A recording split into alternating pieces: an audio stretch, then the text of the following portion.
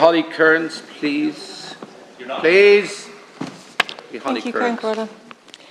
Taoiseach, I want to know what your government knows about Coiltte's plan to sell off vast tracts of rural Ireland to a British investment fund, and when you first knew about it. Last November, the government announced 1.3 billion in new forestry supports. I welcomed the announcement and thought it was a good news story for farmers who would be encouraged to diversify and begin planting trees in greater numbers. Conveniently, the government forgot to mention that large swathes of this much-needed state investment would be diverted from farmers and rural communities to international investment funds.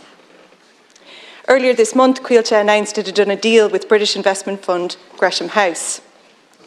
The Irish Strategic Forestry Fund will acquire tens of thousands of acres of forestry ground using a €200 million war chest, most of which is coming from the investment fund. As part of the deal, Coillte does all the work, and private investors reap all of the rewards. Coillte sourced tens of thousands of acres in rural Ireland for the fund. It will plant the trees and manage the forests. Meanwhile, of course, the fund will be entitled to grant and premium revenues of up to 60 million from the government's 1.3 billion forestry supports. And this will be just the start. Similar partnerships with other funds are surely already on the cards. The news of this scheme has sent shockwaves around rural Ireland. There are fears that land prices are going to shoot up as a result of this land grab by private investments. And those fears are well placed. We've seen what happened with housing costs when vulture funds entered that market. Why should the impact on agricultural land be any different? Environmental groups are also deeply concerned. The Irish Wildlife Trust has labelled this a scandal. It will be devastating for our biodiversity. Yesterday, the Taoiseach tried to distance the government from this grubby deal. He said it was not signed off by Cabinet and there was no memo to Cabinet at any point. There may have been no memo, Taoiseach, but that does not mean that there was no awareness at Cabinet that this was happening. According to reporting by the Mail on Sunday, Minister Pippa Hackett knew about plans for Coillte to use public-private partnerships to acquire land back as far as March 2021, nearly 2 years ago. Last week, after public outrage boiled over about this deal, you said it should be reviewed and alternatives should be explored. What did you mean by that? So, Taoiseach, can you clarify, when did the government find out about this deal? Why has the Agriculture Minister, who is meeting with Coillte today, only developed an interest in it in the last week? Why were alternatives not explored before this deal was entered into? And finally, if the agreement is going to be reviewed, what does this mean? Is the government going to reverse it? Deputy Cairns, Taoiseach. First of all, I thank Deputy Cairns for raising what is a very important issue. And Minister McConalogue and Minister Pippa Hackett are meeting with Coillte today, and they will discuss Coiltte's role in the Irish Strategic Forestry Fund and how Coillte will work closely also, and should work closely with farmers and local contractors to achieve positive outcomes for the Irish forestry sector and for the Irish farm families. They will also discuss other models, and I think other models need to be pursued to help Coillte meet its overall target of planting 100,000 new hectares of new forests.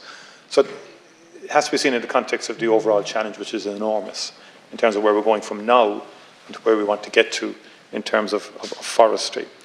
As you know, about 2/3 of our land is farmland. So in order to meet that bigger target that we set ourselves nationally, the farmers will have to be the biggest drivers of our afforestation effort.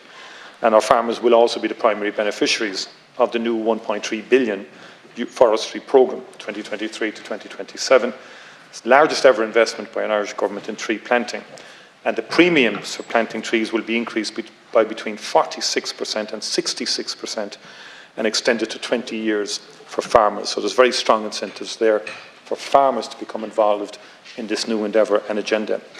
And new forests then on public lands will primarily be native woodlands, focused on biodiversity benefits, because we really have to get that balance. And 50% of all new forests will be broadleaf and native to contribute to the biodiversity challenge and crisis. And the Coilte's perspective on it is that we need state, private and also in terms of the farmers as well, in terms of really getting to a far different scale in terms of afforestation than we've experienced over the last decade.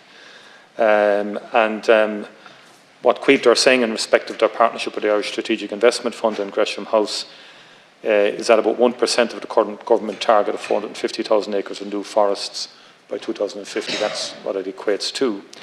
But they're saying ultimately that you're looking at about 12,000 hectares of forest that the fund aims ultimately to own, and that about 3,500 of those hectares will be new forests. The remainder then will be the purchase of existing forests that the fund will concentrate on. Coillte will not sell any existing publicly owned forests to the fund, nor will any other public body sell land to the fund. Any land purchased by the fund will already be in private ownership, and no private landowner will be forced to sell land to the fund. The strategy that we've outlined is still before Europe in terms of state aid and so on. We want to explore alternative models to the specific model, but we're going to need an awful lot more on board to get to the targets that we set ourselves. Deputy Cairns.